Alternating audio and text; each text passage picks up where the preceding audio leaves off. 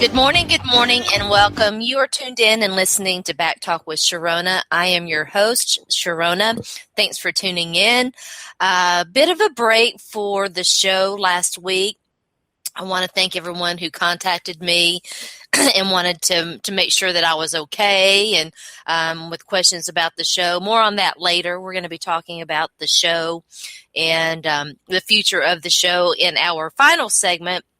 The final word with Sharona, but we are back in a great show today. We're going to be talking about the Ray McDonald situation. Obviously, we talk about domestic violence here quite a bit and women's issues, quite a bit. And then we're going to talk, interesting subject. You guys, I joined the Netflix revolution. And as you know, this show is it kind of revolves around the things that I find interesting. And I've been spending a lot of time watching the ESPN 30 for 30s, which I hadn't really caught very many of them before. And so in our second segment, we're going to talk about who is the greatest athlete of our generation.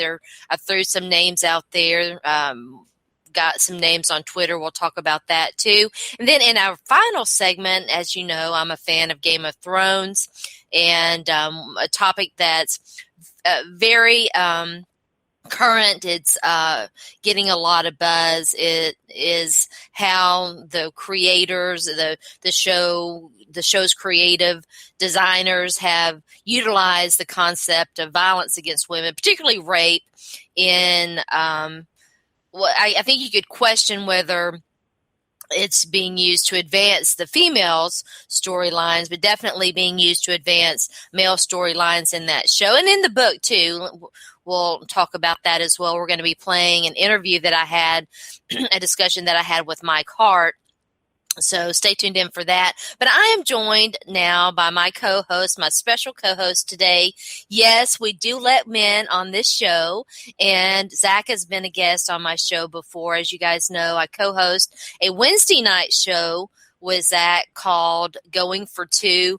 We will not have that show tonight. Instead, we're going to do this show. He's going to join me for the first hour of today's show. So, Zach, thanks for joining me. I'm glad to be here, and I'm hoping I'm a very special co-host. You are you're always special, but I appreciate you taking the time out on short notice to come in and help me co-host today's show. Do you watch Game of Thrones at all?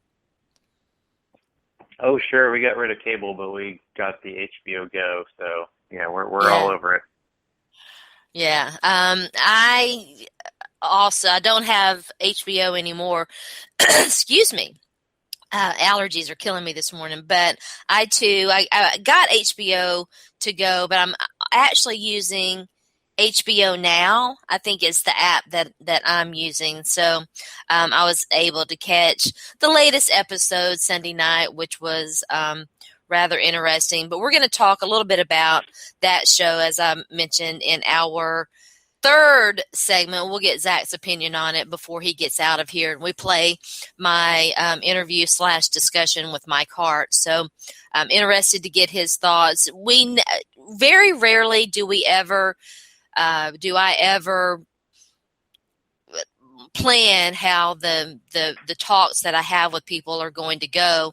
We just dive right in. I'm always interested in hearing what other people think. So I'm interested to get, I have no idea how Zach feels about that topic. And so I'm interested to get his opinion on that. But we're going to start with some miscellaneous stuff. By the way, Zach, tell everybody out there a little bit about you, where they can find you. We'll repeat this before you get out of here. Sure. Hi, my name is Zach, and you pretty much, if you want to follow me, you just go to Twitter. It's @ZACH_LAW, mainly posting about football and occasionally beer, and of course the important subject of grilling. And ZachOnSports.com is the website. And of course I do the show with Sharona. I mean, it just took me to the next level in terms of sports talk, and we jumped way many levels ahead when we decided not to focus exclusively on the Tennessee Titans, which is the NFL team that I nominally follow at the moment.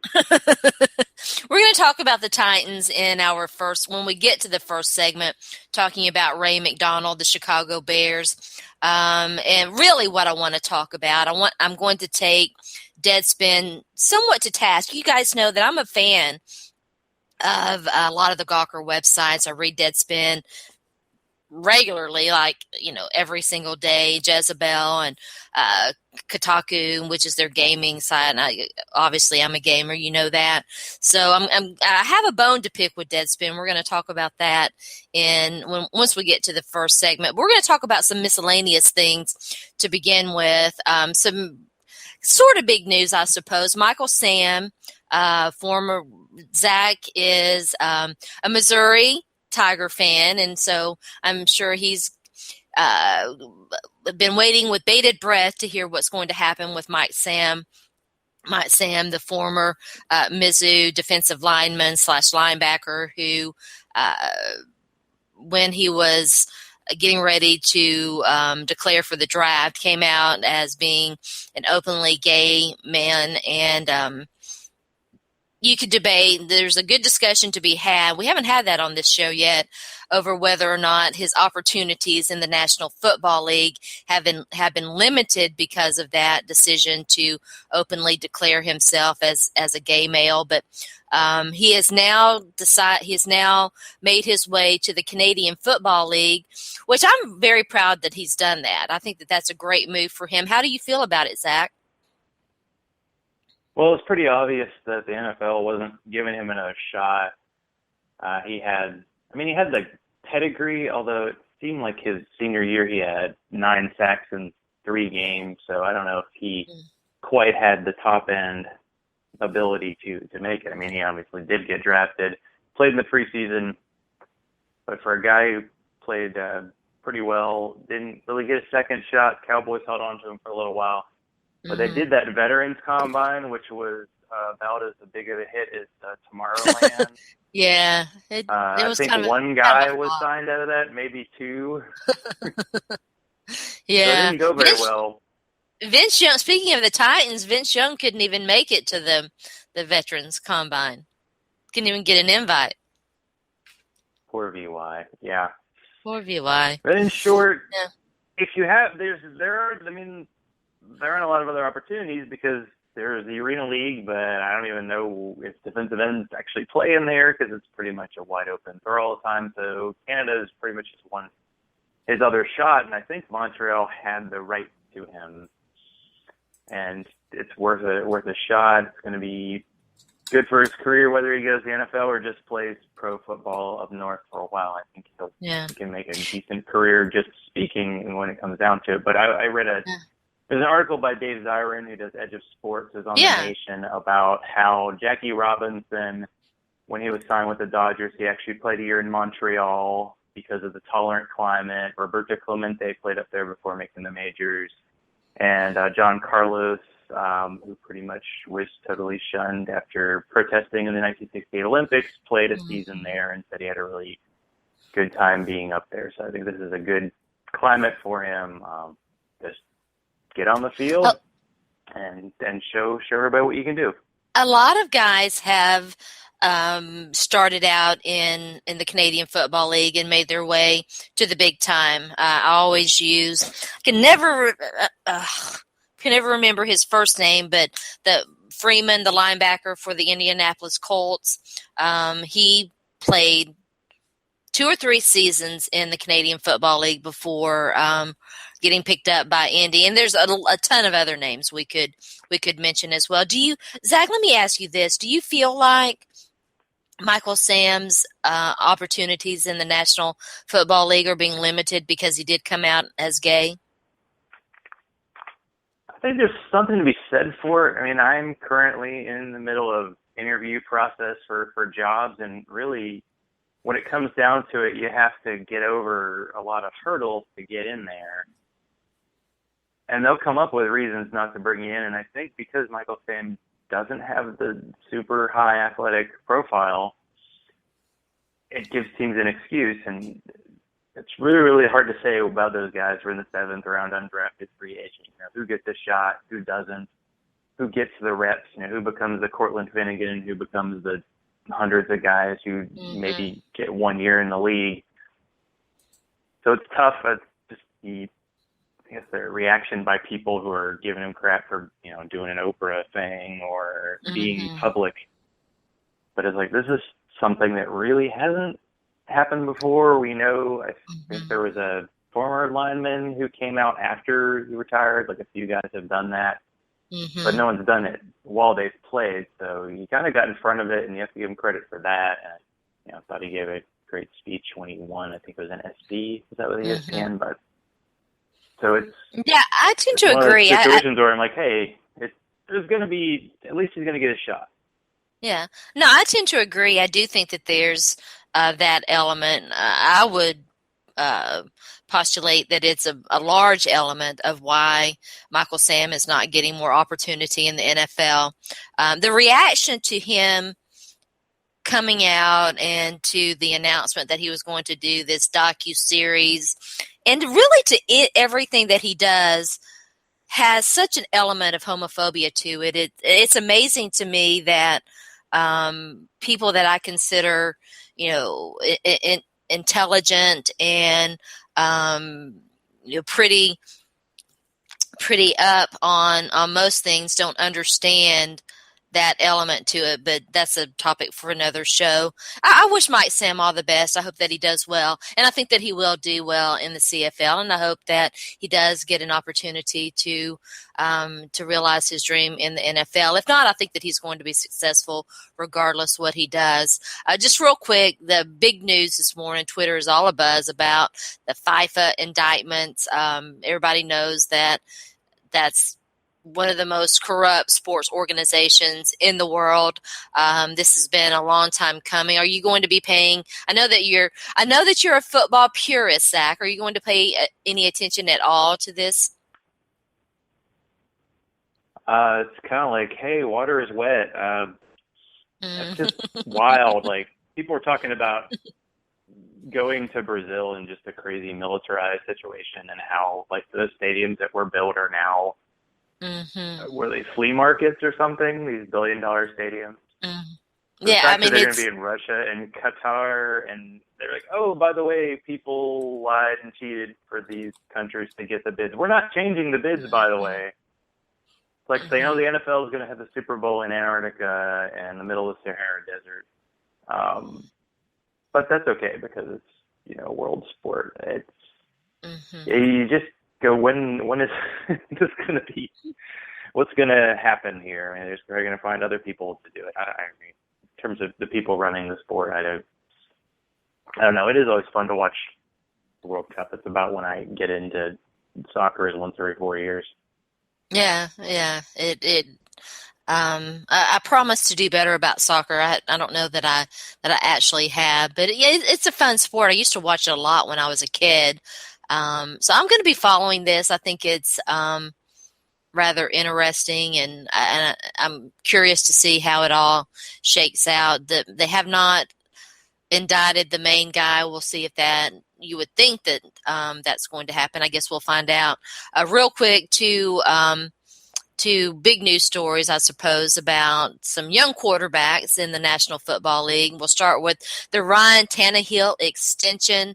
At first, it was reported to be a $96 million deal that contained $45 million guaranteed. It does turn out to be only $21.5 million guaranteed. Still a nice chunk of change there for a guy who has shown flashes, but really hasn't quite made that leap. What do you think about this? Or did the Dolphins make the right move here? Well, it is a little sad as a Titans fan to see the guy taken at the same spot as Jake Locker a year later, getting that big extension that everybody in Nashville probably thought was going to happen. RIP Jake Locker's career. Yeah, I think based on the reactions to it, and this is one thing I love about Twitter, is just when people go nuts. It seems like this quarterback is high profile. If you're not a quote-unquote elite quarterback, and I don't even know who that is anymore, and you get a big contract, people just go bonkers. It reminds me of the Washington giving like these $100 million contracts to guys, but they really were not anywhere near that guaranteed money. So yeah, the big number comes out, and that's what Adam Schefter was given, and he threw that out there, and then people over time realized that, oh, it actually isn't this much money. Kind of like the Andy Dalton deal. And I think Kaepernick was similar as well. It's like, well, actually, it's only 1 year, $12 million or something, or like you said, $41 million. You have to, everything's a moving target in the NFL. You have to get that second contract on a guy maybe before he's earned it, and it could blow up in your face, but if he turns into the quarterback they want him to be, he's going to be pretty solid. I mean, it's Ryan Tannehill. It's odd because he was a receiver at Texas A&M until his last year, and I think he came out as a junior. So he's still kind of learning the position. They've thrown a bunch of assets his way in terms of guys he can throw to. Didn't seem like he worked well with Mike Wallace. He struggles kind of with the deep ball, but why not? He's one of those running quarterbacks, and I'm sure you love the fact that most people focus on his wife. So, yeah, all fun. Yeah, you know, it's the thing about it is you're seeing there are so few of those true franchise type quarterbacks out there, and that's why, you know, teams like the Tampa Bay Buccaneers are willing to take a risk on, you know, a guy like Jameis Winston with the number one overall draft selection. Teams are always in search of that, you know, that franchise type quarterback. And of course, you guys know, I think the Tampa Bay Buccaneers are incredibly. Well, we'll just leave that topic for another day. But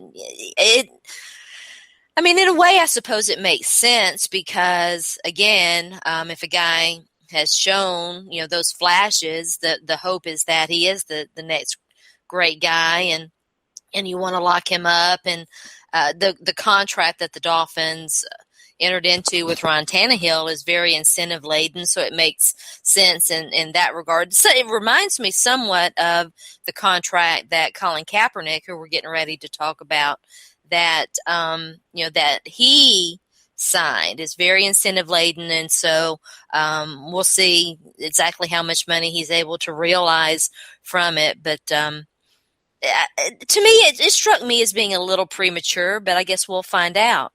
So, Colin Kaepernick, one young Colin Kaepernick.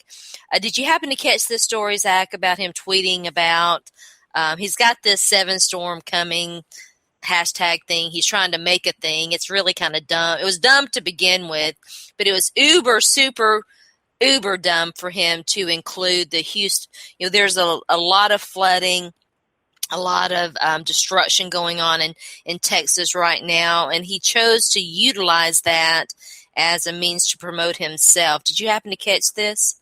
I'm looking forward to the ESPN 30 for 30 on the golden age of insensitive tweets by sports.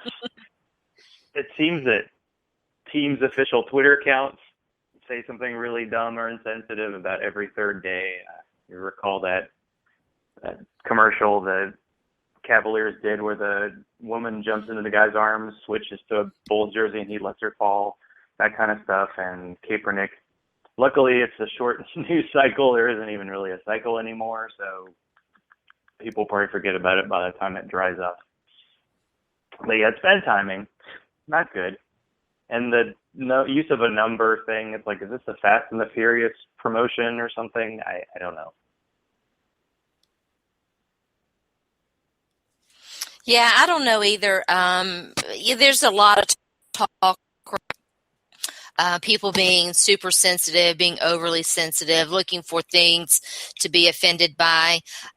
You can miss me with that bullshit. Listen, if we don't talk about things that bother us, if we don't have these discussions, it can't just be your point of view. You have to be willing to listen to other people's points of view. If you're not willing to do that, I don't really have much use for you. So you can miss me with that talk.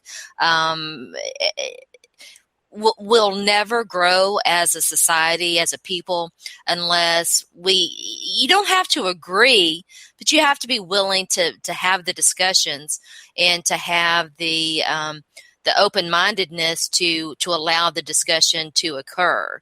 And so that's part of the reason why I started the show, I think silence can be extremely damaging. We've seen that silence can be extremely damaging, especially in the area of domestic violence, violence against women, violence against children. So I think that it's important to have these discussions. It was dumb of Colin. He apologized. Again, it's not that people are looking to be offended. It's that when somebody does something that maybe it's not a good idea, it's okay to say, you know what, that probably wasn't the best idea. All right. So speaking of which, let's talk a little bit about topic one, our main topic one for the first part of the show. Ray McDonald, former San Francisco 49er defensive lineman, then Chicago Bears defensive lineman, was arrested once again on a domestic violence charge. The Chicago Bears this time listened to the tea leaves, so to speak, I suppose, and immediately released him following that arrest. The charge this time wasn't just, or at least it looks like the charges are going to be, in addition to domestic violence, child endangerment, because the woman that he allegedly got physical with was holding a child. We'll see how what happens with that case. How do you feel about the Bears releasing him, Zach? Well, that was a high-risk signing. I don't even know if there was a high reward associated with that.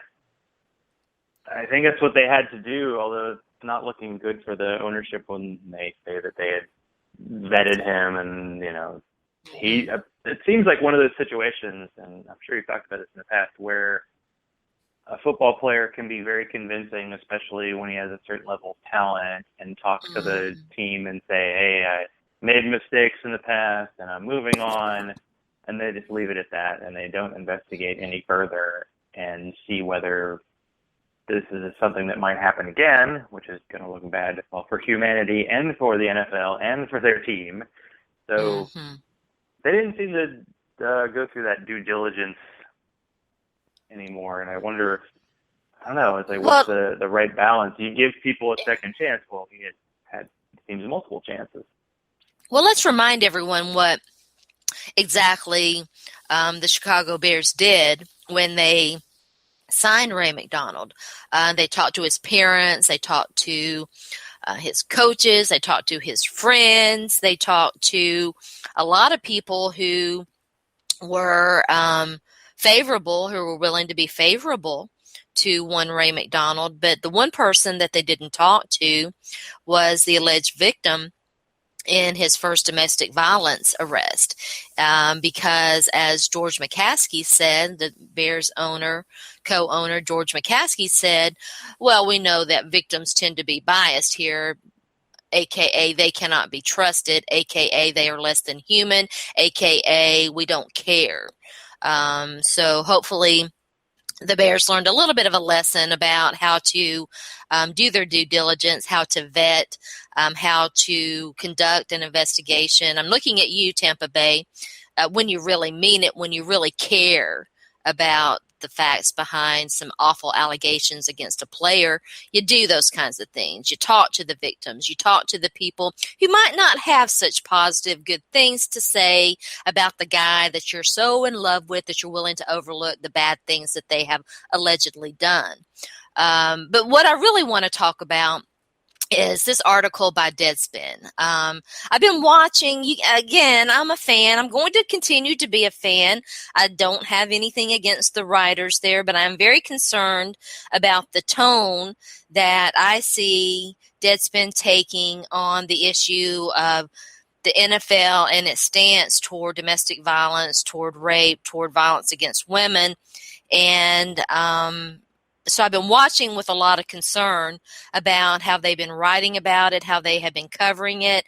And I have to say, for a website that I usually find to be pretty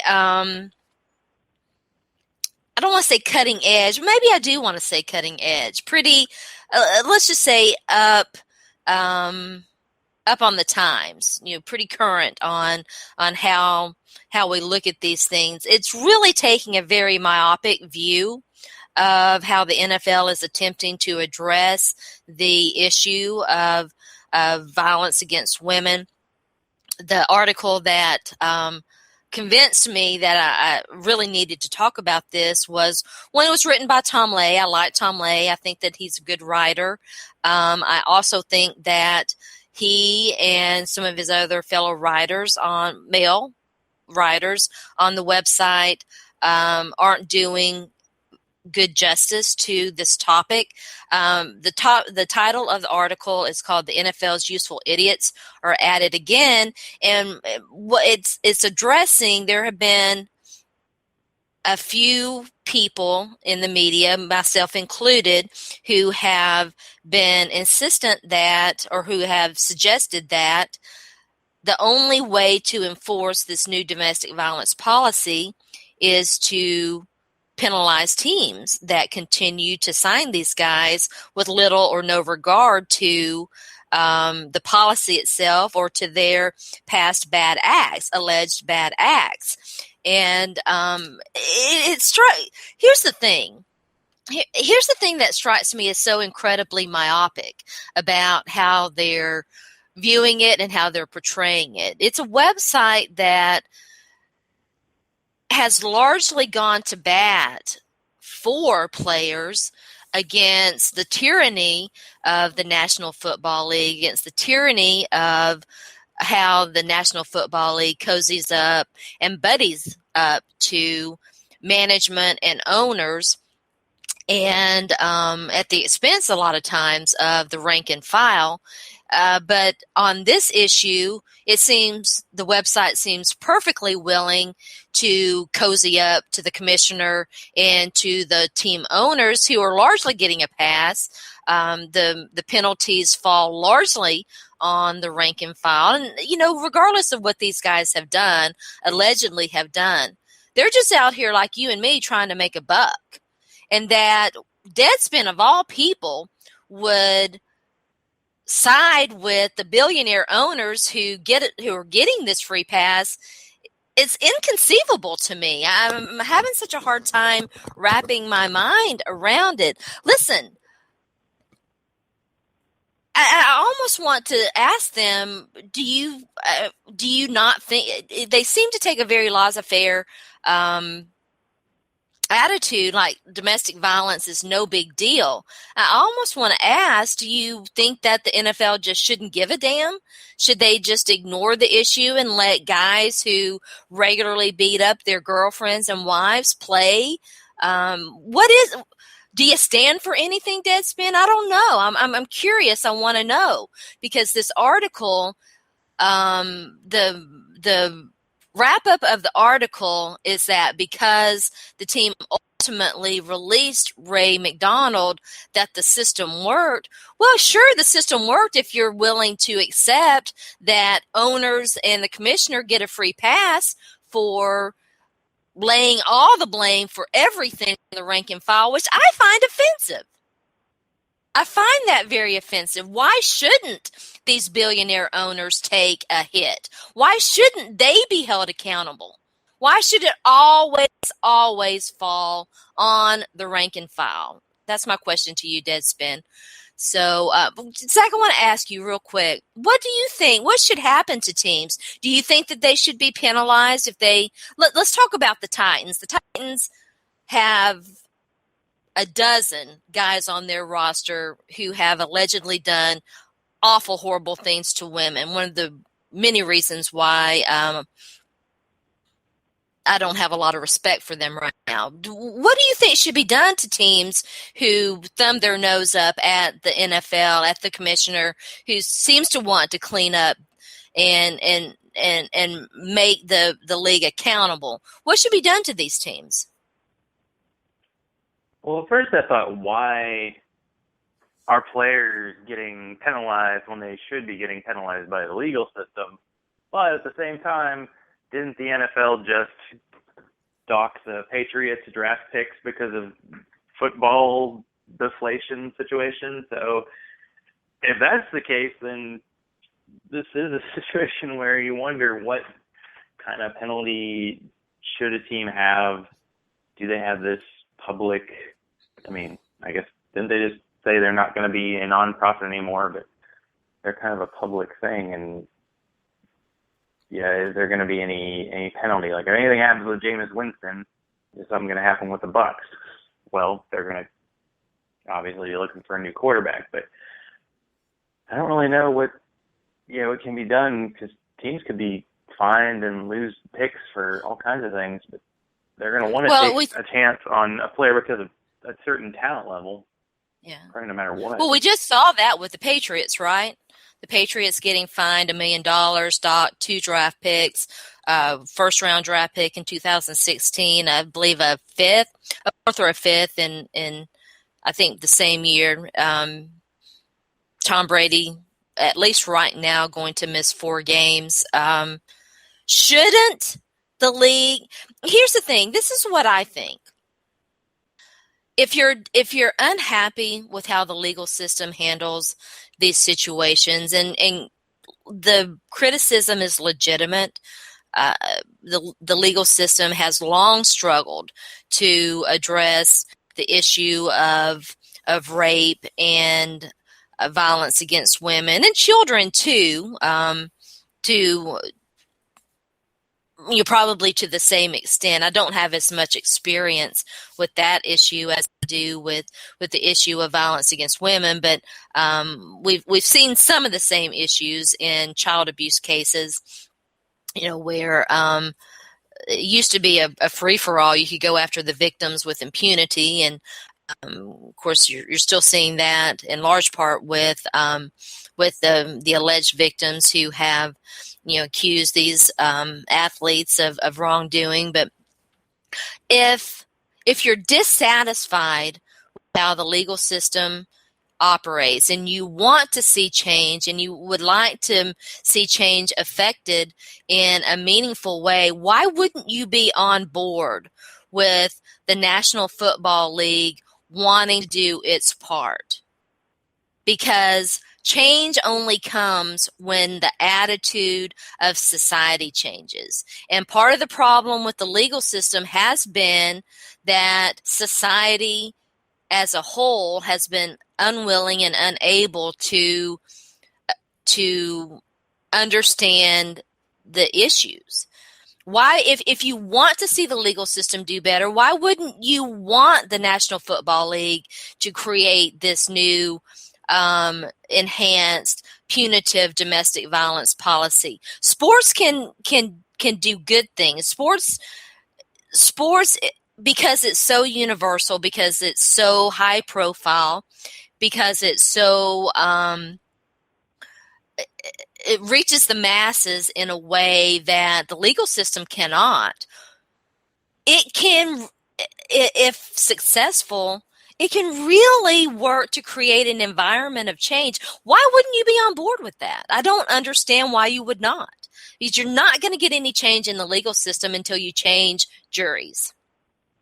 Period. Point blank, period. Well, I think one thing that's happening is sports has always been a bit of an escape.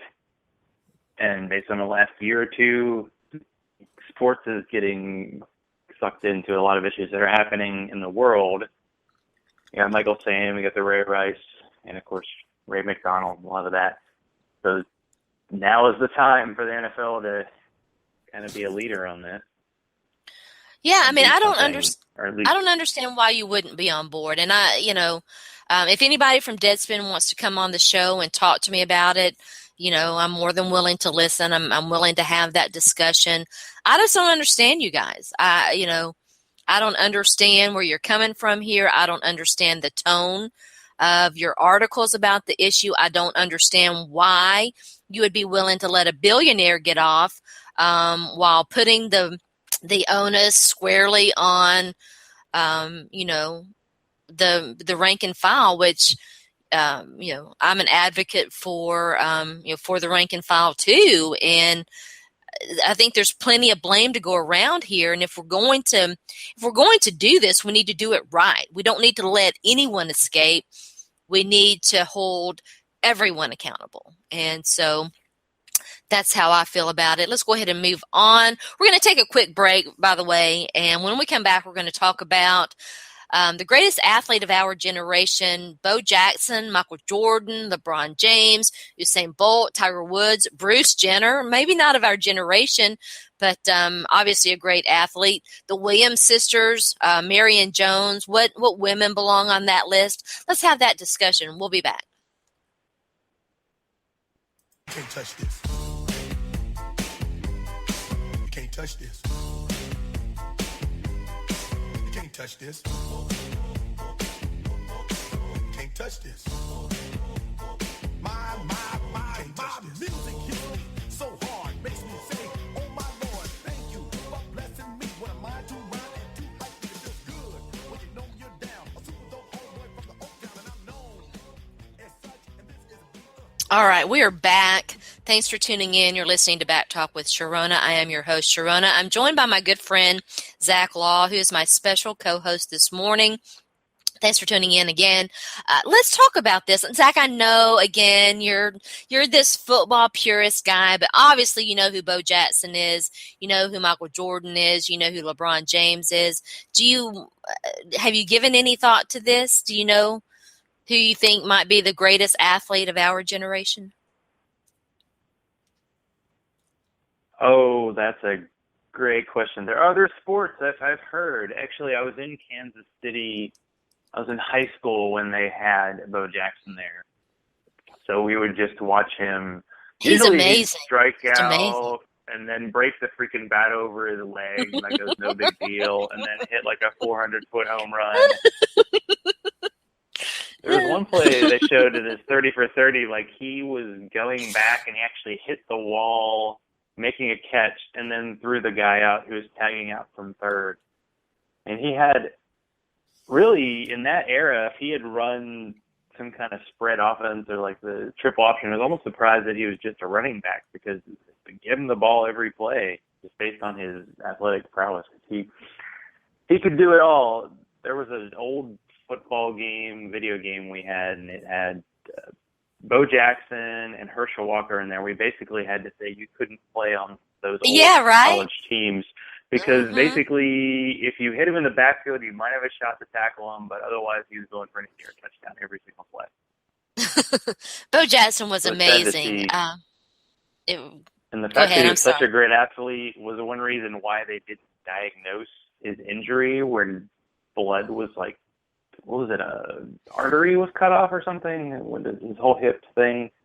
Yeah. I don't even know if they had caught it initially. They might have been able to, but the fact that he played for the White Sox with a freaking fake hip is just great. Mm-hmm. he was amazing. Hitting some. Do you watch the ESPN 30 for 30s? I haven't seen one for a while. I saw a bunch of the early ones. It was one of those things that was TiVo'd, but yes. Yeah. This topic came entirely out of my recent binge watching of these ESPN 30 for 30s. The Bo Jackson one is fantastic. It's entitled "You Don't Know Bo." There's a great one on Michael Jordan that discusses his baseball career. I think I learned a lot from the Michael Jordan 30 for 30 that really focused on his baseball career. And I think a lot of people are underrating how good Jordan had gotten to be at baseball by the time he left the game and returned back to basketball. And he left the game of baseball because of the strike, which, by the way, is when baseball lost me and never got me back. I remember that distinctly. And, Jordan, he wanted to play baseball because his father had just been murdered. And that was something that he and his father had talked about, him being a baseball player and being a great baseball player. And so he took time off to do that. It's really fantastic. LeBron James, great player, has only played basketball It would be very interesting to see how LeBron James would fare in the National Football League. What do you think? There's been some talk about him being a tight end. Do you think that he could make that transition? Oh, he'd be crazy talented. There was that play against the Hawks. Oh, poor Atlanta sports teams. It just never goes well for us. When he did that play where he just went through and went for the big dunk for clinch, I think it was game 2. It was just like, forget it. You're not getting in the way of this guy. Mm-hmm. And I think he's improved his passing, just all around talented guy. It's unfortunate they didn't choose the one true sport, but you can't have everything. Yeah, I think it would be fun to watch. How successful would LeBron James be at another sport besides basketball in the big leagues? I don't know. I would like to see it, though. I mean, I think that it would be very cool to see if he could do. I don't know that anybody is ever going to do what Bo Jackson did. Bo Jackson was just, I think it's Bo Jackson, hands down. I should just go ahead and tell you guys right out of the gate, I think Bo Jackson, without question, is the greatest athlete of our generation because we saw it. We saw him do it, and he did it it was so effortless. He was such an effortless athlete that it was really amazing to watch. And the fact that I think football is a sport, but the Tampa It was Bucks, a hobby. basically, the Bucks, I think he was ineligible to play baseball his senior year because he took a flight with the Tampa Bay Bucks to visit them, and because of that, he said, "I'm not playing." They okey-doked him hard. That creamsicle jersey would have been a glorious thing. Pardon my French, but Tampa Bay fucked Bo Jackson. Fucked him hard. And he never forgot it, and he never forgave it. If you watch that 30 for 30, he makes that perfectly clear.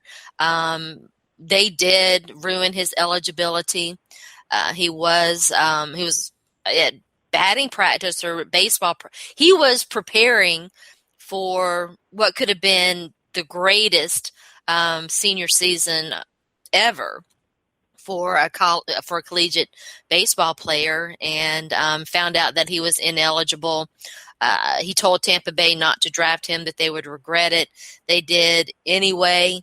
The rules have changed now. He was able to, he said, screw you, I'm not playing. I'm going to play baseball, which everybody thought was, it was inconceivable. At that time, people were amazed that he would consider doing that, and they thought it was a mistake. And the Reader's Digest version, by the way, if you have not seen, you don't know Bo, watch it. It is truly, truly amazing, and it's a great look at that time period. But the amazing thing is that once he did start to play football and with the Oakland Raiders, it was a hobby to him. He played it because he loved the game, and he would basically walk off the baseball field and jog onto the football field, and they'd hand him the football and he'd run with it. And he didn't, no OT, of course they didn't have that stuff, no training camps, very little practice. He didn't practice much. He was one of those natural athletes who just walked onto the field, they handed him the football, and he made it look amazing and great. And so, I think, I don't know that we're ever going to see that again. I really don't. Yeah, it's sad to look at his stats because I just went to Pro Football Reference. So he only played 4 years, 515 carries, 5.4 yards a carry, only 16 touchdowns, but he had a 91-yard touchdown, 92-yard, 88. Mm-hmm. I think he had a long one in the playoffs, too. He was such an amazing athlete. There are some women who I think deserve to be in the mention. I'm going to read you guys some names that Cindy, my friend Cindy, Florence Griffith Joyner, Jackie Joyner Kersey, obviously great female athletes, amazing feats. I think that these women would get more. I would like to see women's sports get more publicity, and I'm going to try to do my part to make that happen. I definitely think that Serena and Venus, especially 2 or 3 before some of the injuries started to take their toll, they were amazing athletes too. I would love to have seen them compete in another sport. Do you think, though, is it unfair to hold these athletes to that standard? Can't they be the greatest athlete of our generation without playing multiple sports? Well, it used to be kids did play all the sports, and now because of all these academies and stuff, you get to pick one and go. So anyone even thinking about playing multiple sports is crazy. I think Serena Williams, she was winning, isn't she still winning titles? And she's like in her 30s usually. Oh, yeah. With usually tennis, you're like mid-20s, your career is over because it's a young person's game.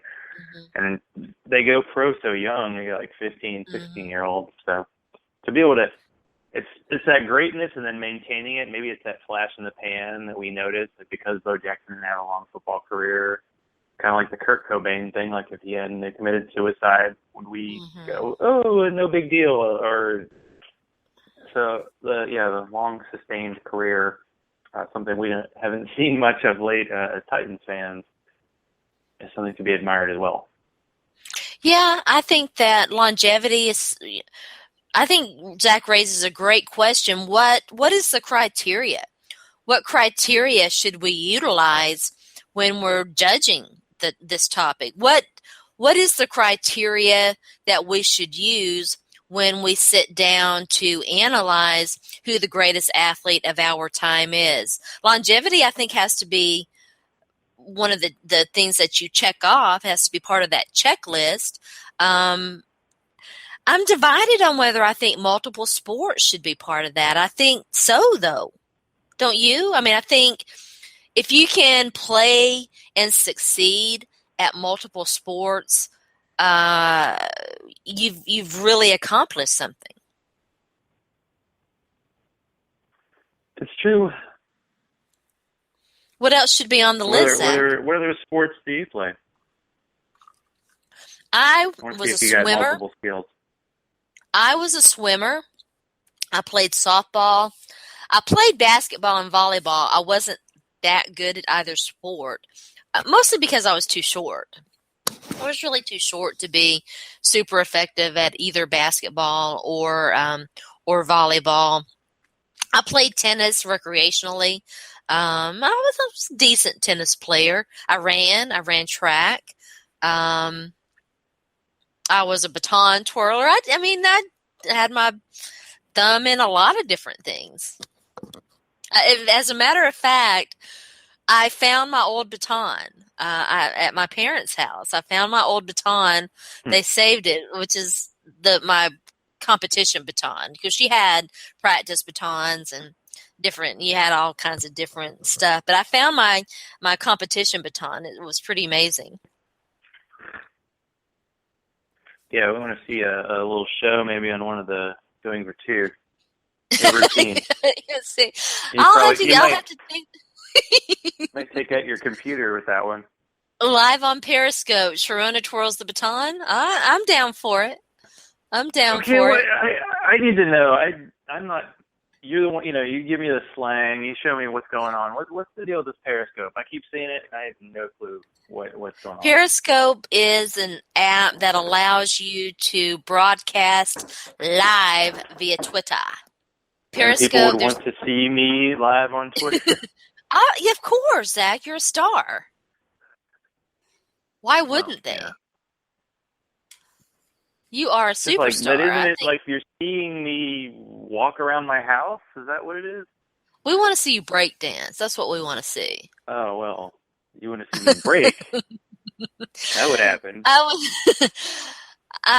Speaking of that, I was watching. I've been kind of into watching TV and stuff here lately, and I watched Napoleon Dynamite again, all the way through. I don't think that I had sat down and watched it start to finish like ever. And I had seen it, but I'd been, catching bits and pieces here and there. I sat and watched the whole movie from start to finish Saturday, I believe last Saturday.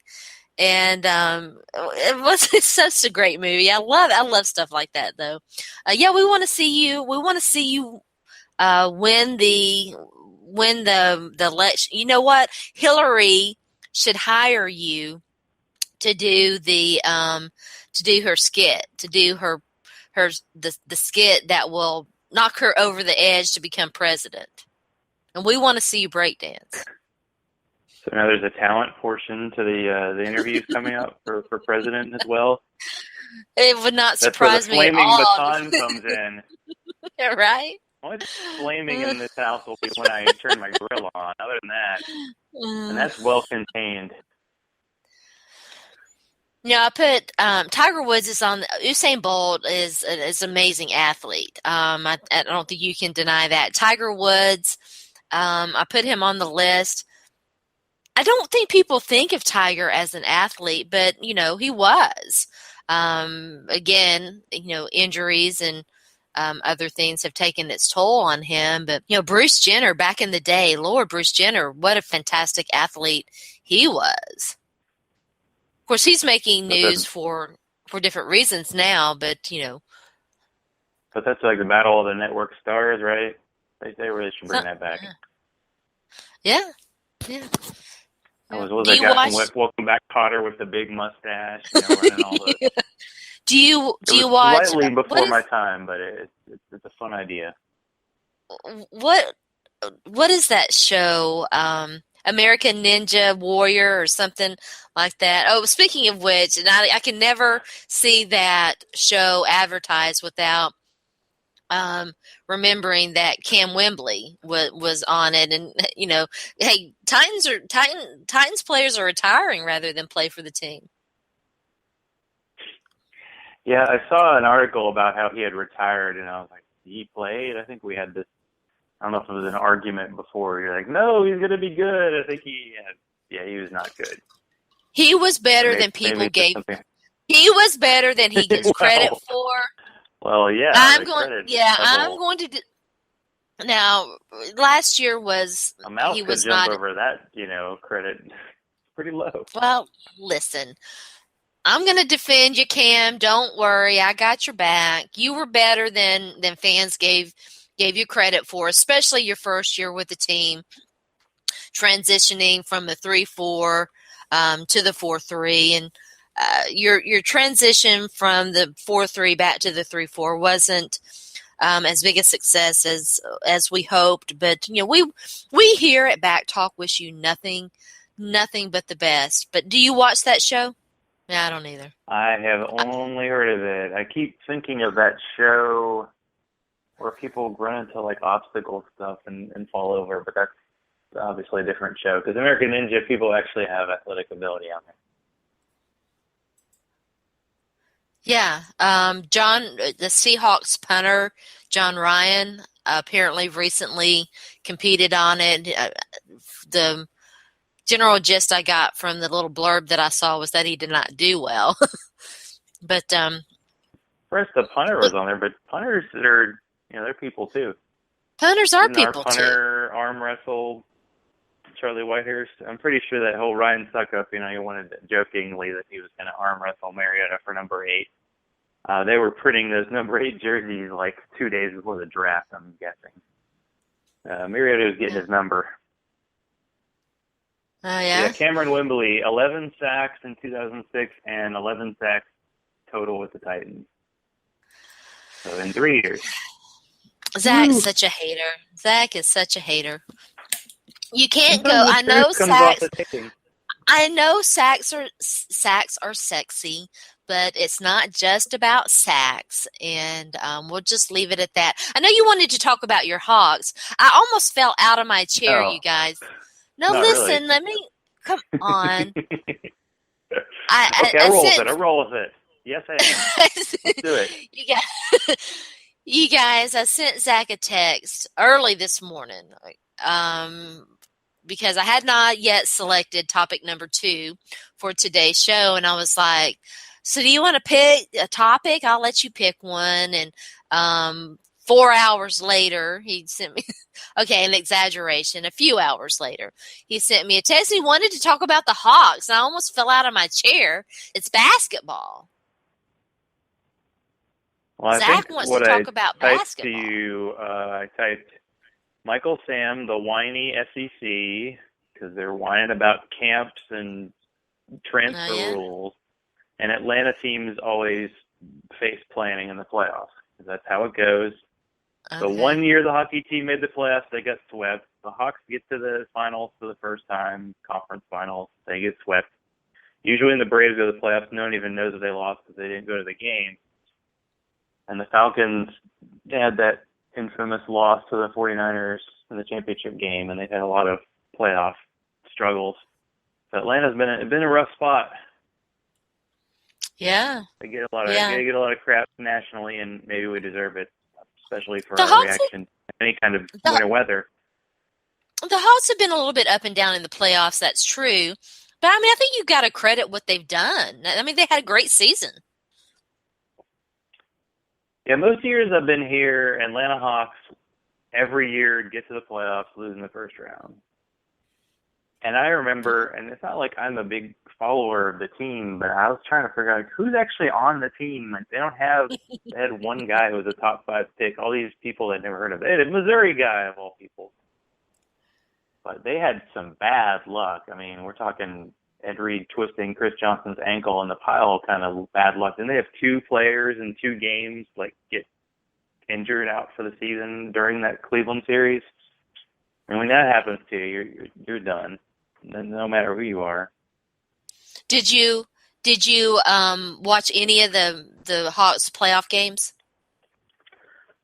No, no. Zach? Basketball. I've seen basketball. Well, I don't actually have cable right now, so I'd have to go to a sports bar or something, and it is basketball, so no. Maybe they made it one more round. There's an app for that too, Zach, There's an app for that. Ooh. We're going to get you up on the times. Zach agreed to join me for an hour, so I've got to get him to weigh in before. You did. It's been almost an hour. All right. Kicking me out already? No, I'm not kicking you out. I'm going to keep you a little bit longer, actually. But I want to ask you, since you do watch Game of Thrones, and since we are going to be talking about it in our next segment, to stay on the line, to hang in with me for just a few more minutes. We're going to take a quick break and then turn to our Game of Thrones topic. I want to get you to weigh in before you get out of here. Is that all right? Sure, let's do it. All right. We're going to take a quick break. We'll be back.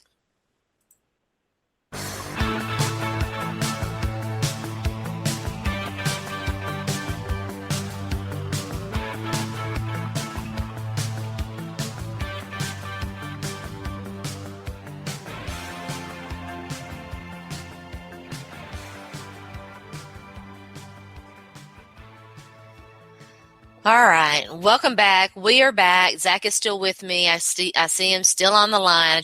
So far have not managed to run him off yet. So Game of Thrones. I keep trying, and it doesn't seem to be working. All right, so our final main topic of the day, I'm going to finish up the show with, as per usual, with the final word with Sharona. But our final main topic of the day is Game of Thrones. We're using Game of Thrones because it is probably the most popular and widespread, and it uses it heavily to as a plot device. But the use of rape to primarily of women to advance the storyline, particularly male storylines. You see that a lot with Game of Thrones. As a male who watches the show, were you aware that that was being utilized? Did it factor into intrude any on your consciousness? Well, I think we have two alternate names for the show. It's either Game of Boobs or Game of Bones. They seem to have like the random sex scene every other episode, and of late they have been of the disturbing. Well, I guess they all could be disturbing in a way, but yeah, lately it's been kind of, can we please cut this off? We don't want to see any more of this. We get the point. Mm-hmm. The focusing on the guy crying during the scene a couple weeks ago is interesting. With Sansa, the Sansa thing becomes like a character development point in a way. And yeah, but for the males, never for the females. I say never. We're going to be playing my interview, my discussion with Mike Hart. He doesn't necessarily agree with that, but I would like for someone, if you're listening out there, call in. If you think that if you can identify any female storyline in this show where her rape has been used to advance her storyline. I posit to you, my position is that it does not. The show, the books do too. I'm not going to I haven't read the books. Did you read the books? I read the first one. It was amazingly spot on with what happened on the show. And I think this year is the first year they're getting away from the books because there aren't any more books. So they've had to do that. And that's one of those strange things like it happens with The Walking Dead too. People are like, this didn't happen in the book. And it's like, I didn't read the book. I'm not going to compare the two. If they're too close, you feel like you're just getting double the same thing. Yeah, I just read the one book and left it at that. Because it was pretty long. The first one was like 1,000 pages. Yeah. From what I gather, the series does fairly well track the books. And you'll hear Mike and I talk about this in our interview. There was a study done. I'm pulling it up right now. There was a study done of how many rapes, rape scenes, rape victims there were in the TV show and in the book series. And the numbers are staggering. In the Game of Thrones TV series alone, there are 50 rape acts that are depicted. There are 29 rape victims, and we're roughly not quite midway through season 5. So we're talking about, it's a finite sampling, right? There's far more detail and content in the books than there are in, by necessity, because you have to condense and keep the story moving in a television series. In the book series, there are 214 rape acts. There are 117 rape victims in the book. So the books contain over 4 times as much rape as the show. But still, that's an amazing barrage of violence. Well, yeah, it is a very violent show, and I guess sort of based on kind of like the Middle Ages in Europe in a way. Well, and I think that's stuff, important. Yeah, which is I think a pretty rough time. I think that's important, and Mike and I talk about this too. Authenticity is important, and obviously, in the pseudo world that Game of Thrones attempts to recreate, rape happened. Rape is still happening. I mean, rape is used in war. It's happening right now in areas of the world. We've talked about it on this show, the Nigerian abductions, ISIS. When war is perpetrated, it's usually the women and the children who suffer the most, because atrocities are inflicted upon civilians that are unspeakable.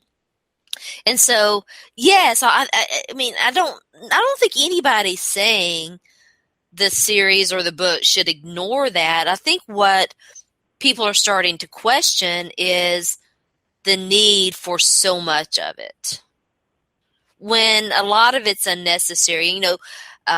It's been a percolating issue. It kind of came to a head last season, when there was a scene between Cersei and Jaime. Obviously, Cersei and Jaime are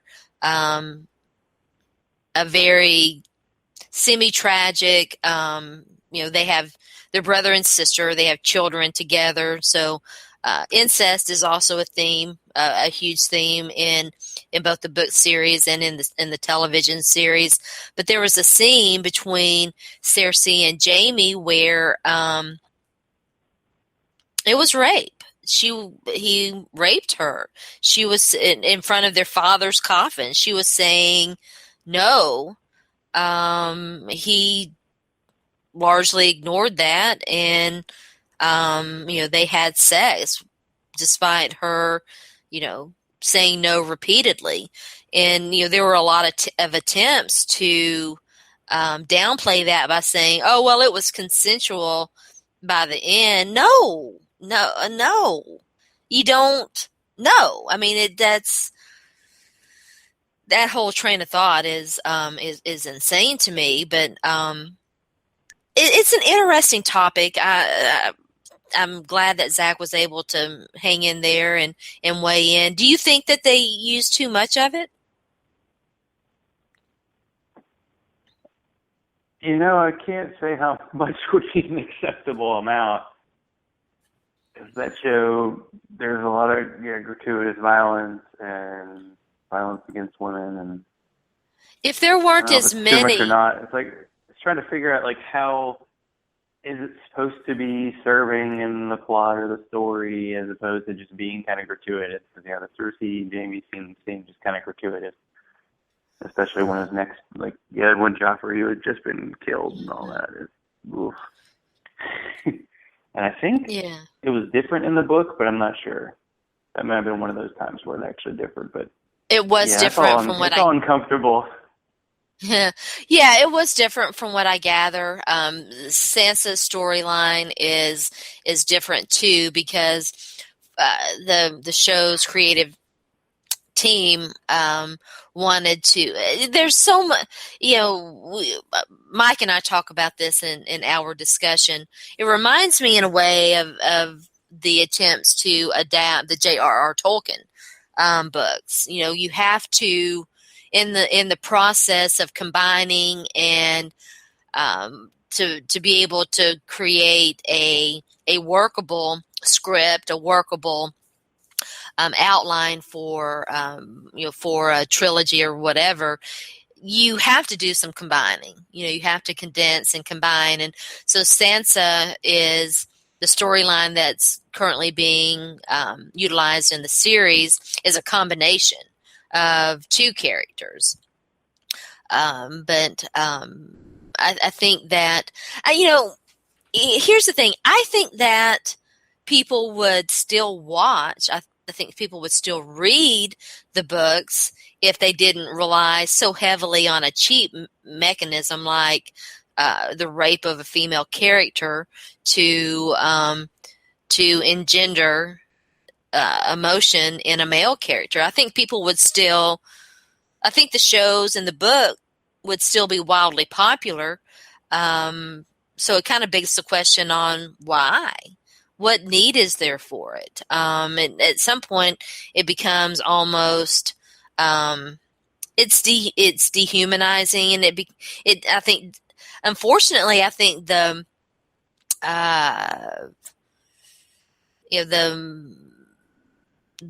ultimate thing that's going to happen is that people become desensitized to the issue, and I would hate to see that happen. So, Zach, thank you so much for joining me this morning. Tell everybody again where they can find you out there. Are you, how's the job search going? Get us a little bit updated on what's going on with Zach. Well, it's an odd week. I had a couple of interviews, and I'm having a gum surgery procedure tomorrow. So yeah, I'm going to be doing a lot of that TV watching or drooling starting tomorrow. You can find me ZACH_LAW on Twitter. That's the main thing. Zach Law Online is my website. I've trying to do every year something called the Layers of Dynasty Fantasy Football. So I did my 2015 version.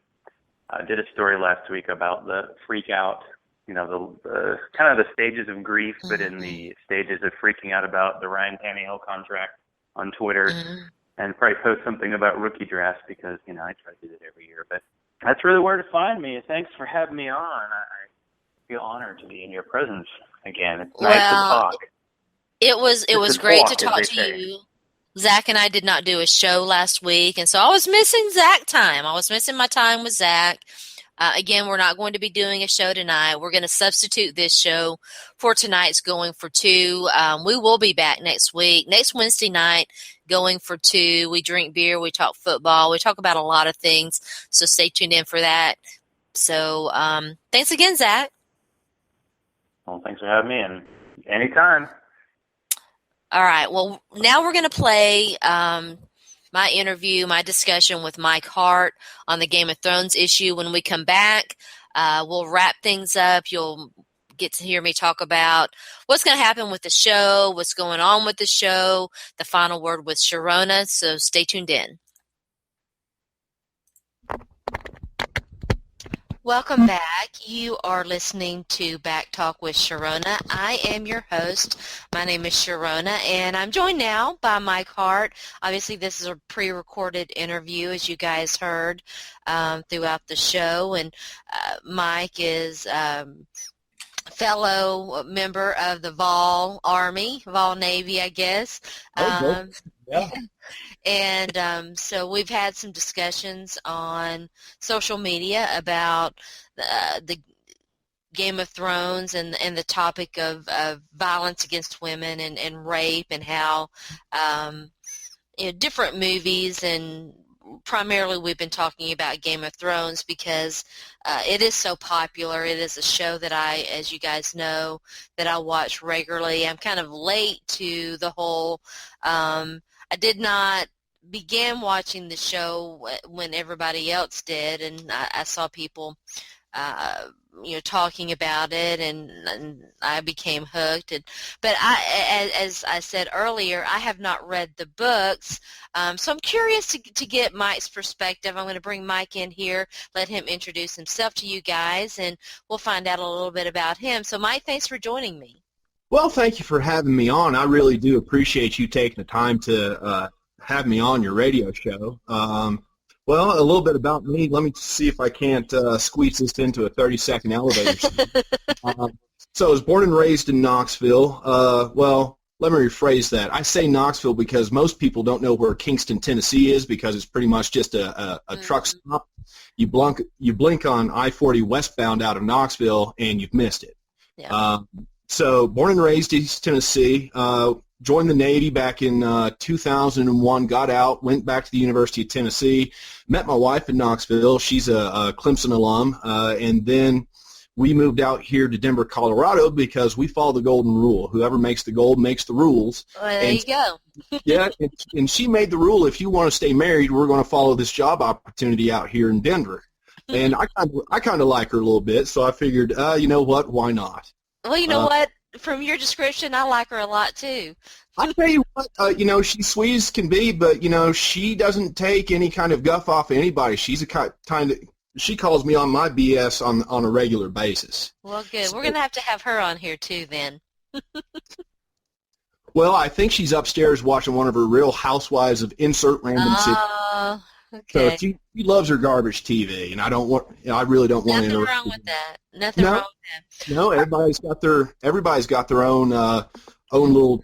I don't know if you want to call it guilty TV pleasure, but I would most certainly put the Real Housewives in that category. Well, Game of Thrones is the only television show at the moment that I watch on a regular basis. Now, there are some other things that I catch occasionally, but I make an effort. Game of Thrones has me hooked. I make an effort to watch the show. I did not read the books, as I told you guys earlier. Did you, Mike? Are you a book reader? I am a book reader, but I haven't picked up those books yet because you're looking at about 800 pages per novel. Yeah. So I've got the 5 that he's published, and just started on book 1 about a couple of weeks ago, and I'm a couple of chapters in. So I'm going to get there, and hopefully he publishes the last 2 before I'm able to finish his first 5, so I can read it from start to finish and see how his book and HBO's show really differ.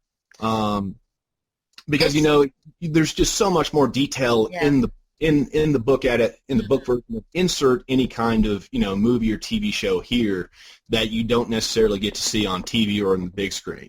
Oh, absolutely. When they first started talking about adapting the J.R.R. Tolkien books into this movie, series with Peter Jackson and whatnot, that's been I guess 15 years ago. That's amazing. But I was a big fan of his books, and you know all the detail that goes into the books, and it's really hard to carry that over into something that is either on the big or the small screen. And to me, it's fascinating to watch people talk about the show who have read the books, and I really enjoy those discussions. They're all right. There's this one gal I work with who has read the books, and she kind of wasn't as surprised as everybody else was during the scene of the Red Wedding. Oh, yeah? Okay. Yeah, she's like, if you read the books, you saw that coming a mile away. Mm-hmm. Well, I didn't read the books, and it was a surprise. Holy, just work with me here. Let's just have a conversation. Yeah. Let's just talk about it, because it was a really impressive scene, the Red Wedding. It really was. It's yes. One of the few scenes, like throughout all the episodes so far, that really sticks out as a pivotal moment in Game of Thrones. Mm-hmm. Yeah, so let's talk a little bit about the show. Did you start to watch it from the get-go, or did you come into it like I did? Well, I kind of came into it after they had already aired the first season. My wife and I, we sat down and watched it, and at the very beginning, when the Starks find all those puppies, mm-hmm. all the direwolf pups. So my wife thought, and I thought this too, that they were just going to kill all 5 of those dogs. And so we turned it off right there, and we didn't touch it again until afterwards, because my wife and I, we can watch, all these gruesome, like in Game of Thrones, all these beheadings and violent sword fights, death and destruction towards people, no problem. But as soon as a dog enters the equation, we're done. Right. And that sounds really weird, but we're really dog people, and it just it's just one of those weird things that we both do. Best way of describing it. Yeah, so in a way I'm kind of like you. I came in a little bit late to the game, but I've been hooked, and much like you said earlier, it's the only show. There's 2 shows that I have that are appointment-setting TV.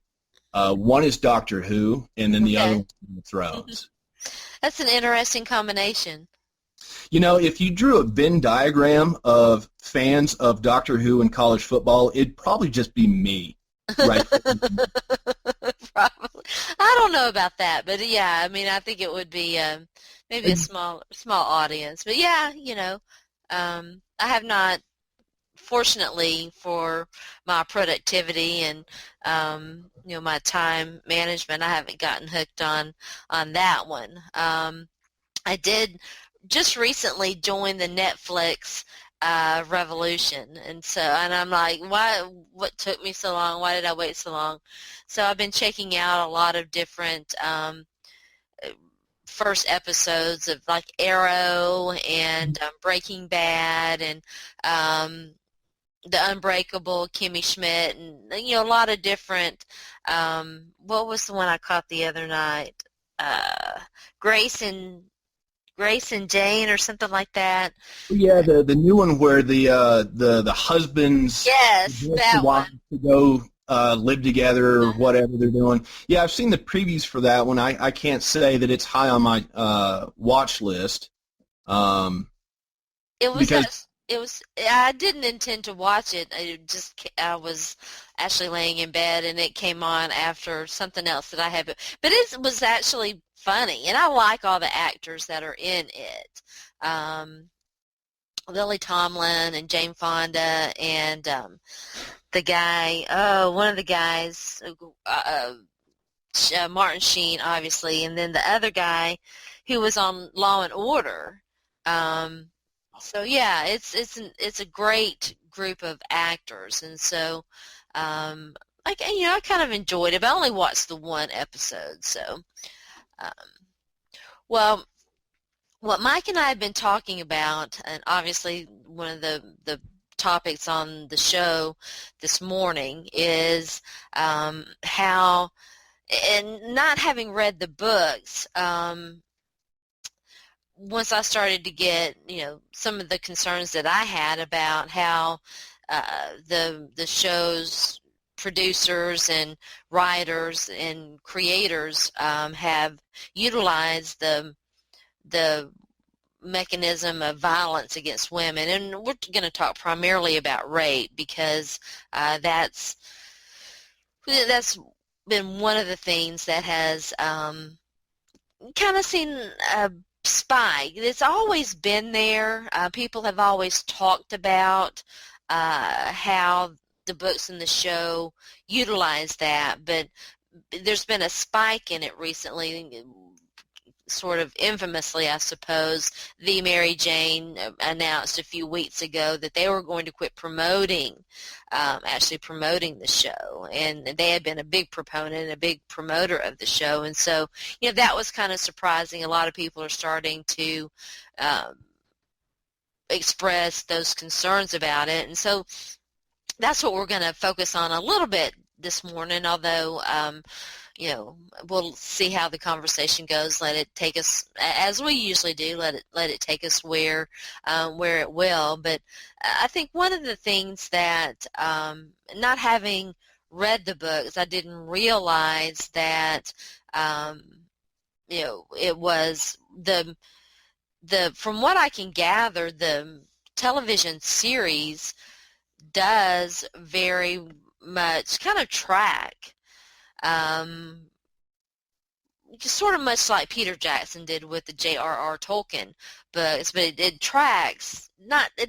You can't obviously fit all the detail from books into these movies and these series, but it tracks pretty much what what the books do, and so people who read the books are able to, like your coworker knew about the Red Wedding, was like, oh, you could totally see that coming because she had read the books, and so it has that commonality, and so it's interesting to me to watch people who have who are familiar with the books really come into the discussion on how the show's creators do utilize that. And I wanted to get Mike and I had a conversation about this on Twitter not too long ago, and I wanted to have a conversation with Mike about it because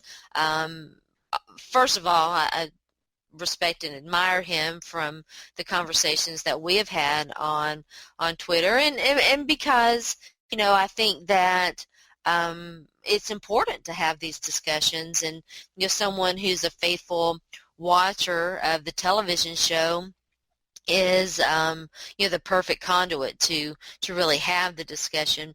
But Mike and I don't want to speak for you, so I'm going to just pose the question to you. Okay. From our conversation, I think that I have the sense that you feel like the way the show's creative participants are utilizing it to help, utilizing the mechanism of rape of the characters, and there's been a lot of them. Daenerys Targaryen, you have Cersei, and one of the latest, Sansa Stark, which was what sparked this whole topic. Do you feel like I'm not going to ask you if the show's creators are being true to the book, because I know that you don't read the books, but do you feel like they are utilizing the use of rape in a way to help develop the storyline for these female characters? Actually, absolutely. So the three you mentioned, or the three major ones that I can remember, when you had distinct character changes for both Daenerys and Cersei.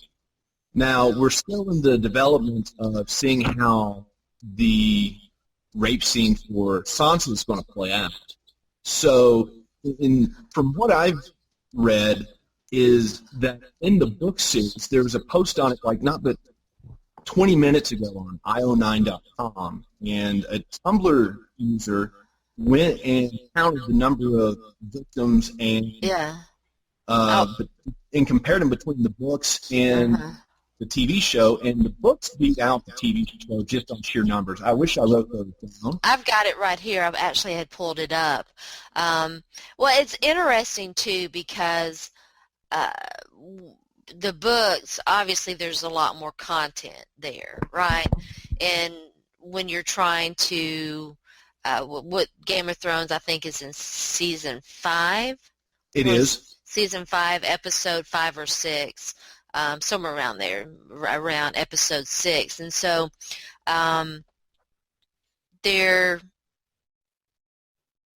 what the show's creators and their creative team has had to do is, and what they did with Sansa Stark, from what I understand, is combine her character with another character. In the book, in the books. Bolton Ramsey. I always have to think of his last name first before I can remember his first name. Andrew Bolton actually married somebody else, and from what I've gathered, that scene in the book was way worse than what we actually saw on TV. Now, what we saw on TV was still a disturbing scene. I mean, if you watched that scene and it didn't have any effect on you at all, then you set your poll, or you might be Dexter. Because that was a very disturbing scene, but we're seeing that play out where Sansa isn't going to be that weak female character anymore. Because if you look at her story up to that point, she was held captive at King's Landing. She witnessed her father get decapitated. And hashtag spoiler alert, if you haven't seen the shows. And then she almost gets raped, saved by the Hound, seeks refuge with her aunt, gets verbally abused by her aunt, and almost, if I'm remembering the episode correctly, almost throws her down that hole that they have in that castle. So all this time, and then she gets in with Lord Baelish, and he talks her into marrying Ramsay Bolton. Up until that point, she's suffered in silence, but at the same time, she's kind of been the little church mouse, only chiming in here and there, and not really having the teeth that all of the other characters have. And I like the character Sansa Stark, but at this point, you have to say enough is enough. in specific to her quiet suffering in silence. Like, she has to grow some teeth or else she's going to get eaten alive in this world that H.R. Martin has created. Yeah, but I want to go back to something that you said earlier, though. I don't know that I agree that either one of their rapes helped advance Daenerys or Cersei's storylines. They were both characters who had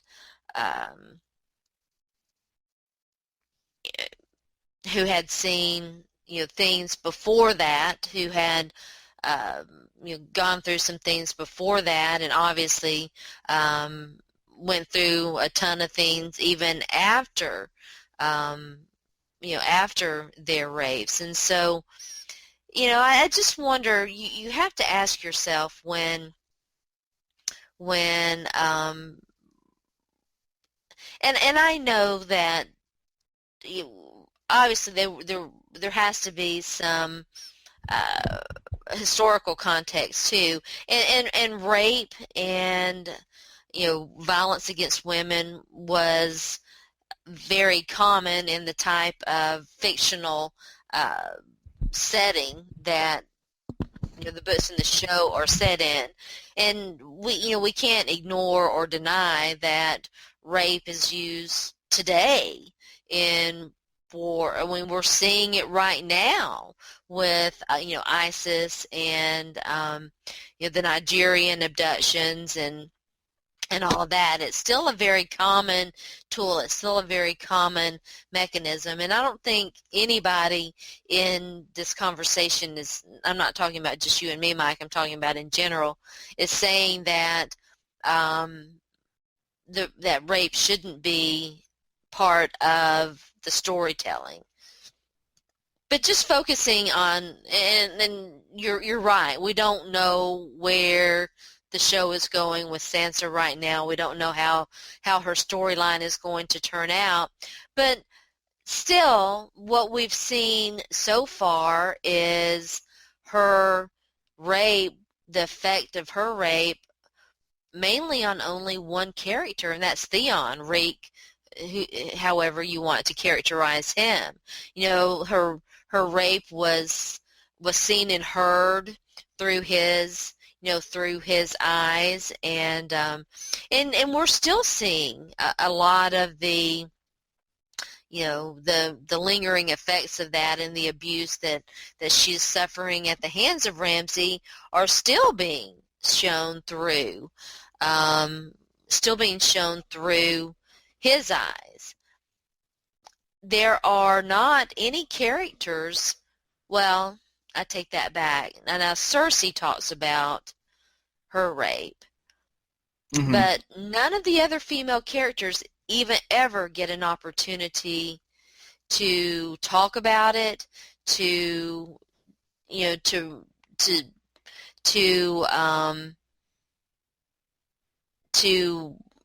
flesh it out, or to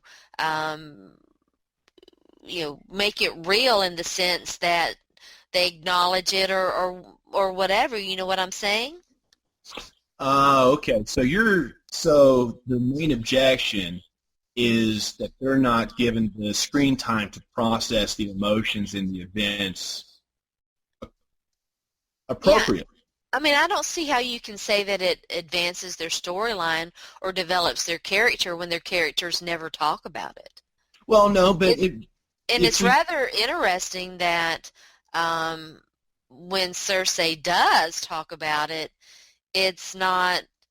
I mean, it's not in the manner that you'd like to see it dealt with. You know what I'm saying? Well, actually, I don't, because I don't have that point of view. I don't even remember her in the show even acknowledging it. I pretty much based what my opinion is on the role of these scenes by these characters' actions, and not necessarily through their words. If you go back to Dany, I mean, she was the church mouse up until a scene after her and Drago, after that scene, where one of the Dothraki come up to her and say, look, you can keep wallowing in misery, or you can, one, learn how to enjoy this process, and two, really take control of the reins. Because for that time, all just from the TV show, because the first book starts off with Daenerys' story. Mm-hmm. And so even within that first chapter, there's a lot of information left out. Like her first memories in the book is not really remembering what it was like when their dad, the Mad King, was ruler in King's Landing. So she's had this experience of just going from place to place and sort of like this nomad and relying on the kindness of all these other lords and other houses, taking her and her brother in and showing them the respect you would a prince or a princess. But in the show, they don't show that. It's very much the really freaky, abusive older brother, and he's obviously calling all the shots, and he sells her to the Dothraki in hopes that he gets an army to take over King's Landing.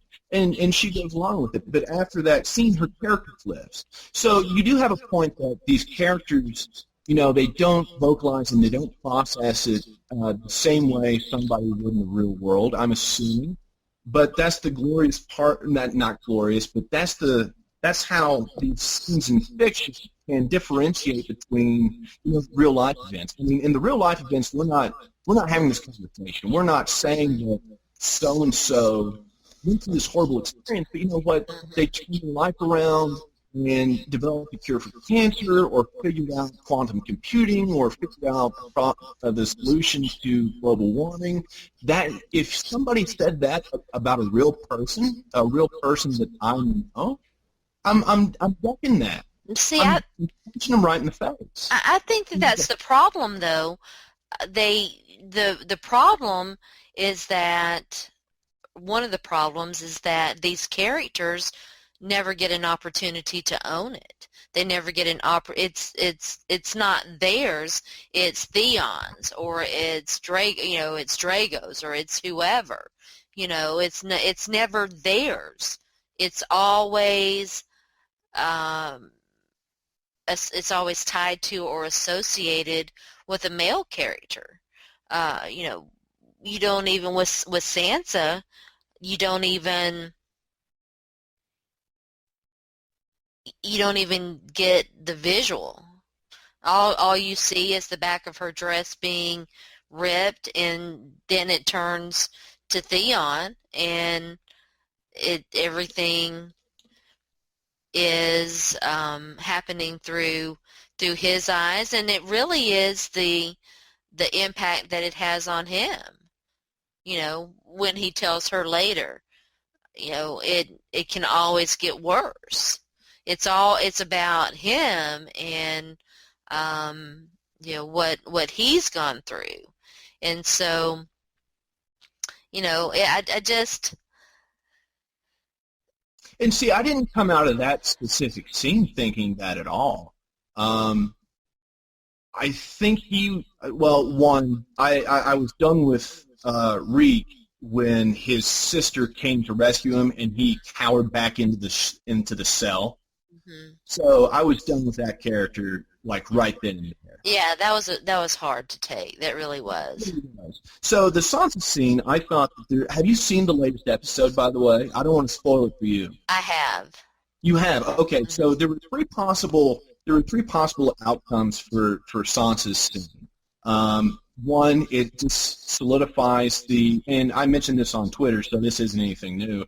One is going to make Ramsay a little bit more distasteful, but we already knew he was a distasteful psychopath. I mean, we are. That to me is okay. Good luck, because we already know he's awful.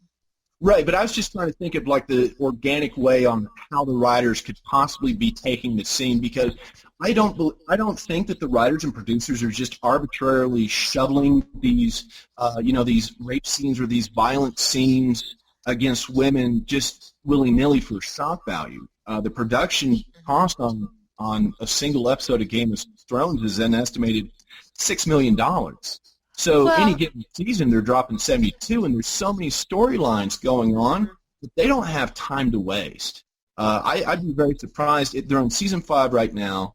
I'd be very surprised if they take this past 7 seasons. So they can't afford to not have just throw up meaningless scenes just for shock value or just because. So the other 2 potential storylines out of Sansa's scene was, 1, it could have been the turning point for Reek, or 2, it was going to be the turning point for Sansa to where she's not going to take it anymore, to quote the Beastie Boys. Or, no, I'm sorry, Twisted Sister. She's not going to take it anymore. I mean, she's been shoveled. She's been handed, in this world, this Game of Thrones realm, she's been handed the worst hand you could possibly get. So the way and then the last episode, when she's asking Reek for help to light that candle and put it in the that abandoned tower, and he narcs on her, just solidifies the fact that now they've forced themselves to turn Sansa into the badass that she needs to be to really crack some head in Westeros.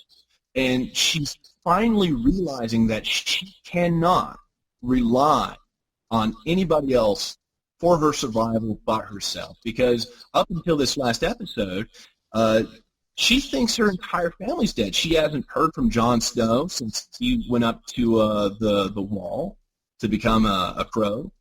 Her sister disappeared. Oh, Lord have mercy. After, the first season, second season, she went on a little cross-country adventure with the Hound. So at that point, and I think that's why she latched on to Lord Baelish, because Lord Baelish was friends with her mom, married her aunt, and thought that this was somebody that she could possibly take that could help her. Now, and he betrays her too.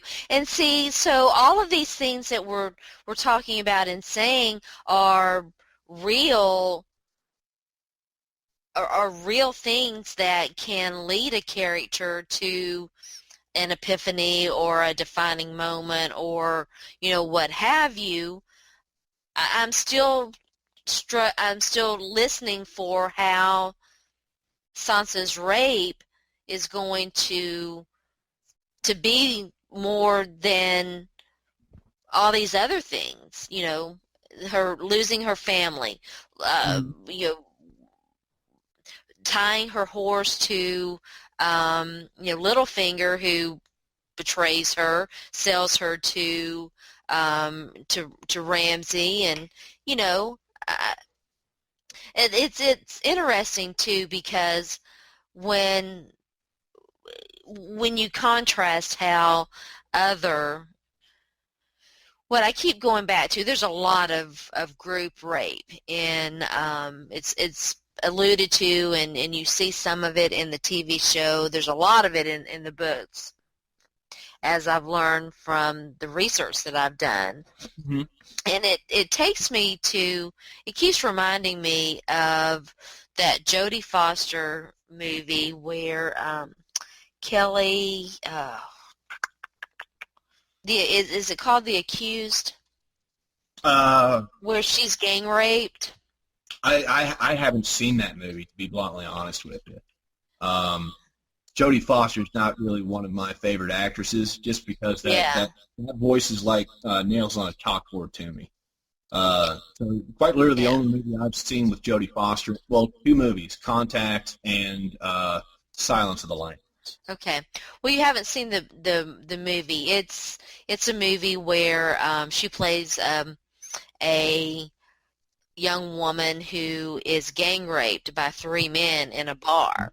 Mm-hmm. And the contrast between how she gets to deal with that act versus how none of the characters in Game of Thrones, I don't know how you can have rape as, first of all, I think it's problematic to have rape as that kind of mechanism. But getting beyond that, how you can have a rape be that kind of mechanism for the character when the character is never even allowed to acknowledge it, I mean, that kind of escapes me. They deal with all this other stuff. Obviously, they get to deal with the loss of family. You see that.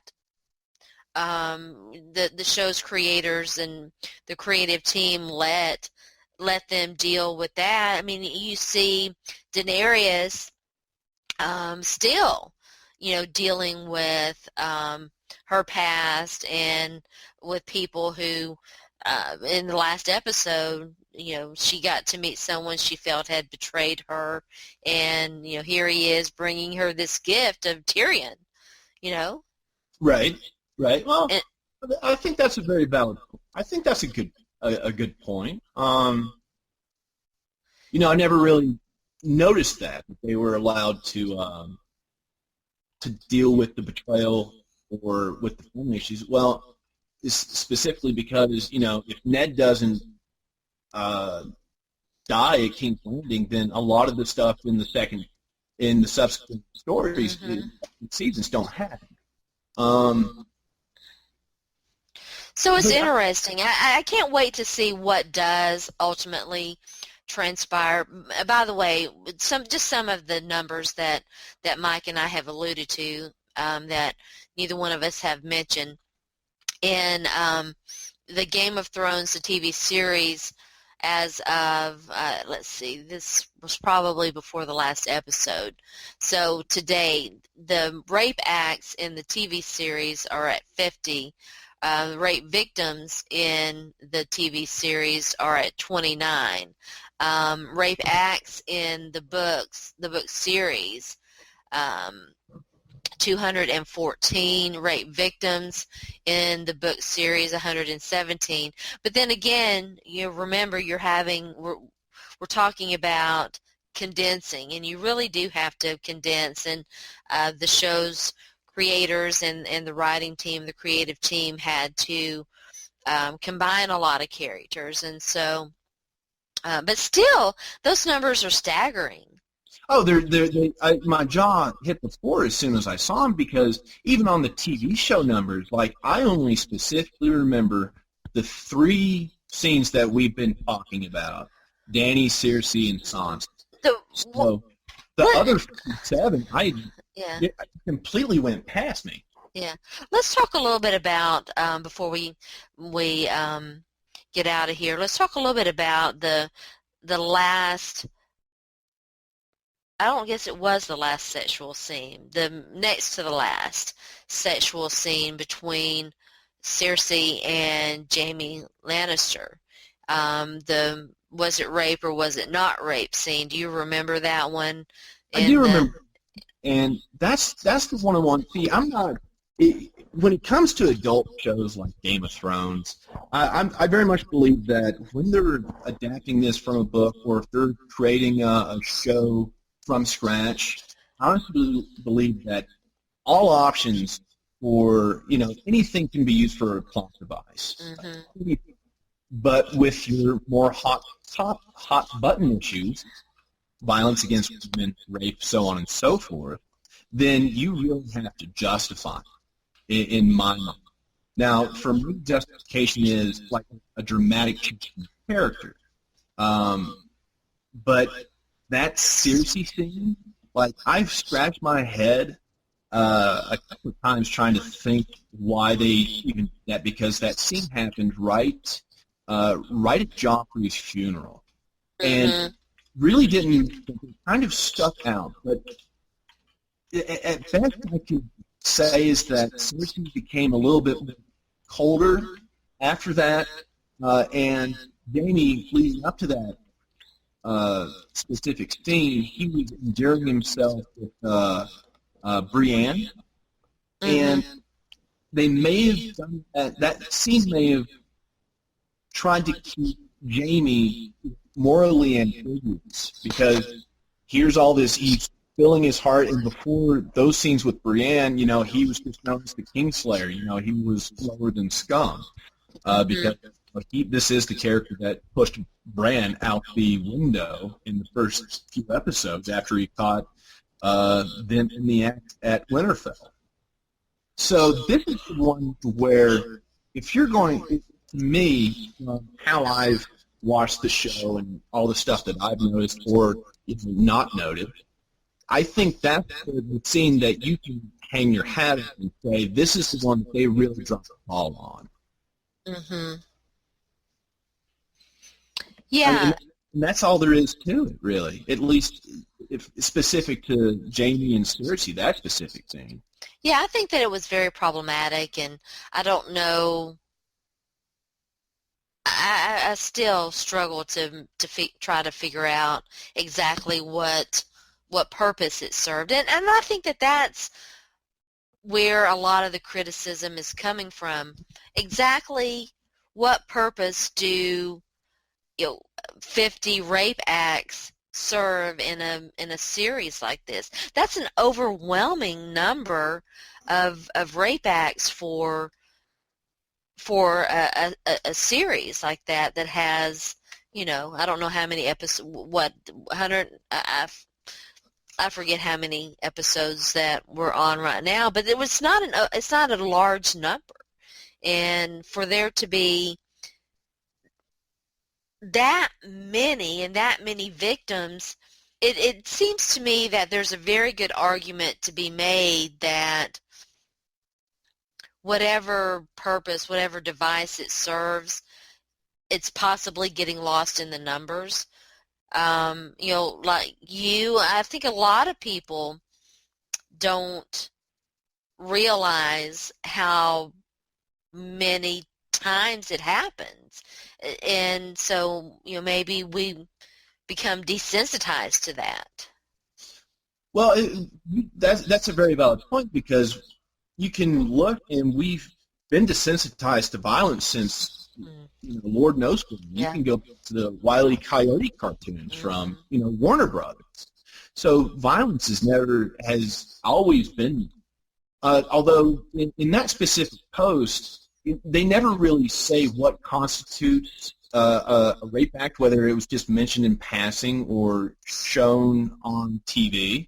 And if you'll go and look at the analytical study, it actually goes back and details every single one, and it's pretty amazing.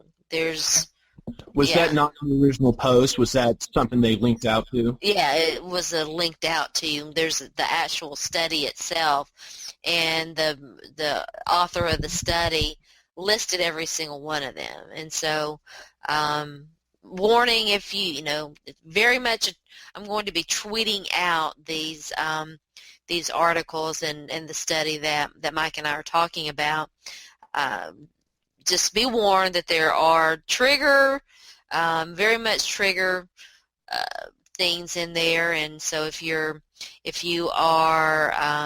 listening out there, and if you are a rape survivor, if you're in need of help, if there's a thought process that you might need more information, we're going to be tweeting out the link for RAIN. There is help out there. There are any number of organizations that are designed to help you. You are not alone. Don't think that you are.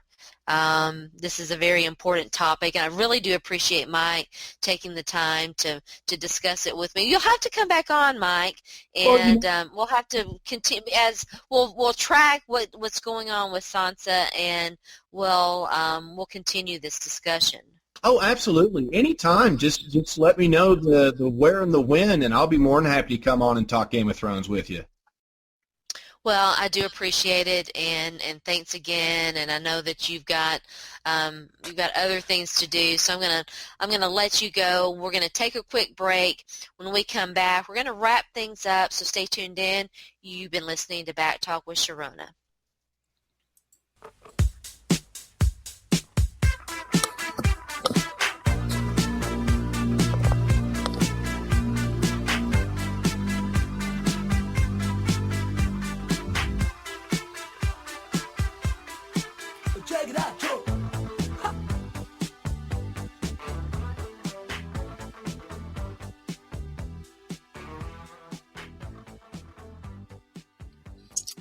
Welcome back. You're listening to Back Talk with Sharona. I am your host. My name is Sharona, and shout out to Mike Hart for that discussion. It was a great discussion.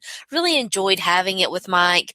I don't know that, in fact, I'm pretty sure that he and I don't agree on how Game of Thrones utilizes the mechanism of rape, but I definitely enjoyed the conversation with him and hope to continue to have that discussion. If you're interested, we're going to be talking about it some more, so never fear. We want to hear from you.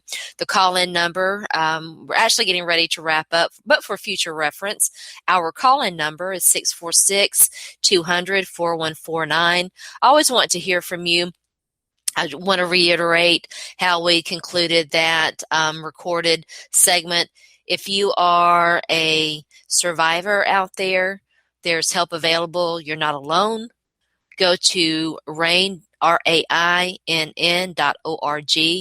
and that's a great starting point. So, always know that there's help available and that you're not alone. Shout out again to Zach Law, who joined me as my special guest co-host this morning. I really always appreciate having Zach on. Love doing my show, my Wednesday night show with Zach. Little programming note about Back Talk. Again, we were off for a little while. I want to give a shout out to everyone who contacted me, who expressed concern, who touched base and was like, what's going on? Where are you? To everyone who has supported the show, who's expressed support for the show, it is very much appreciated.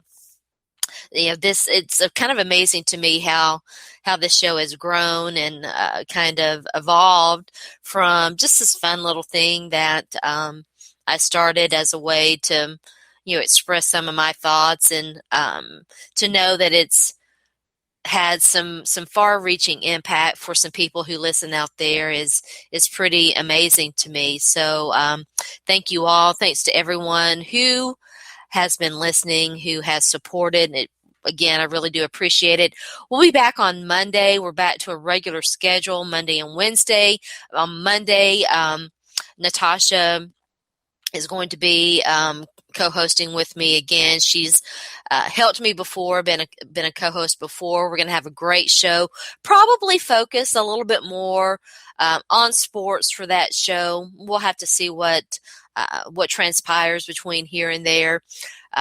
Hopefully there won't be any more bad things to talk about, but we'll just have to stay tuned and see how that does progress. Don't forget Friday morning, Game Over with Vast Eye and Sharona. Every Friday morning, 10 o'clock a.m. Eastern Standard Time to noon Eastern Standard Time.